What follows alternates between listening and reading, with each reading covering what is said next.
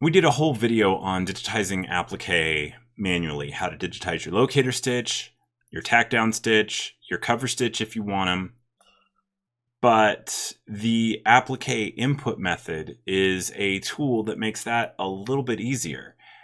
It is a level dependent feature, so your level of software may not have it, but if it does, it allows you to digitize one shape, and that includes the locator, the tack down, and the cover stitch.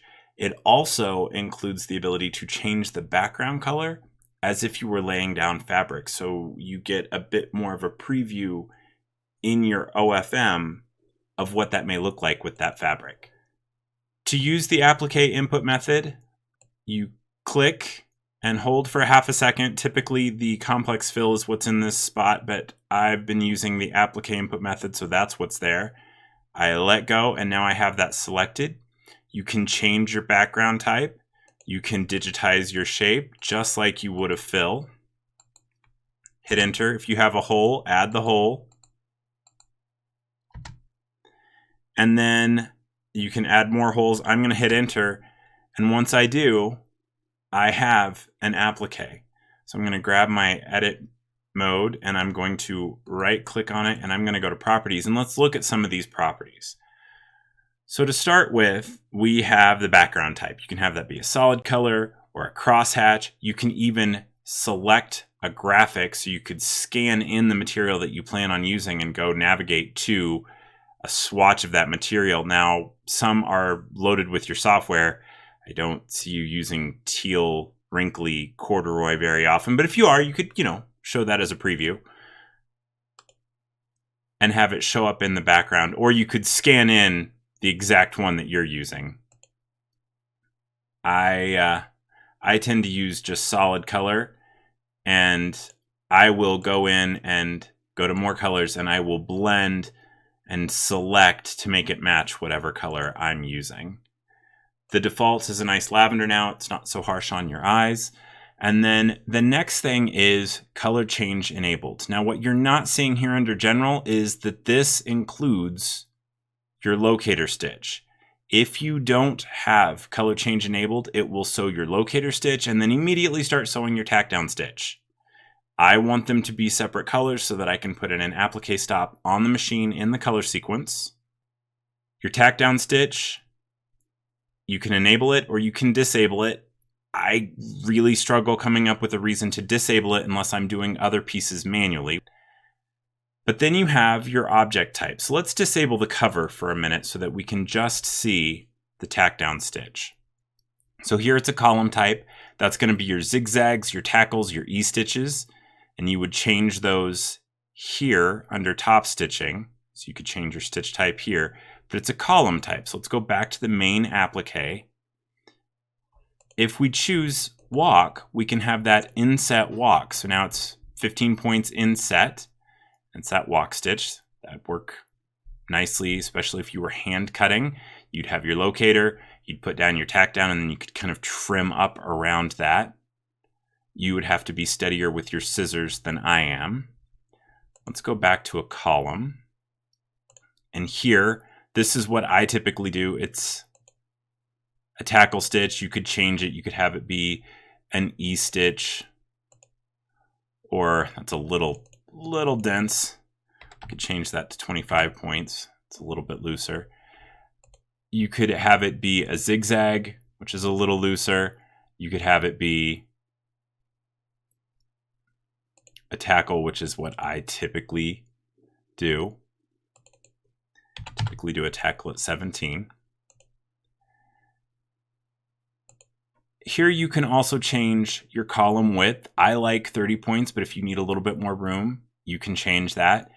And then here you have how much you want on the inside or on the outside. You can slide it with the slider. You can change the numbers. I like an 80-20 split.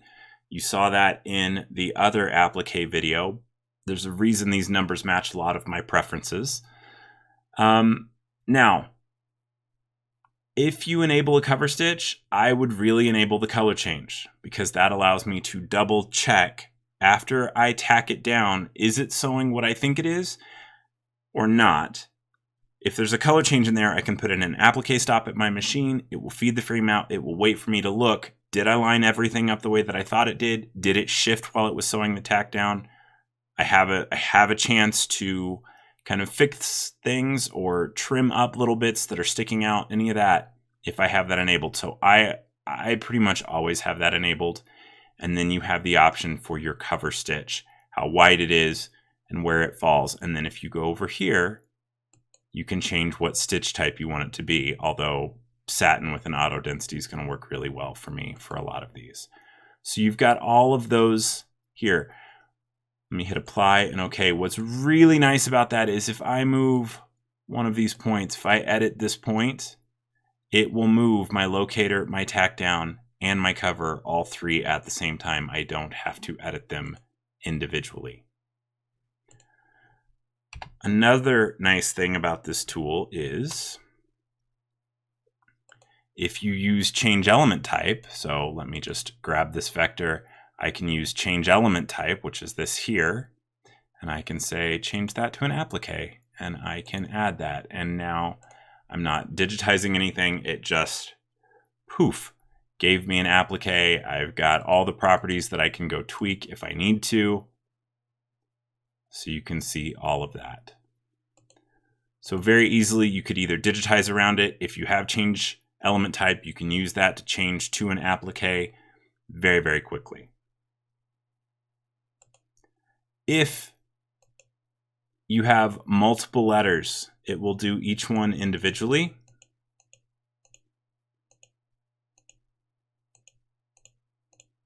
So you've got all of those pieces.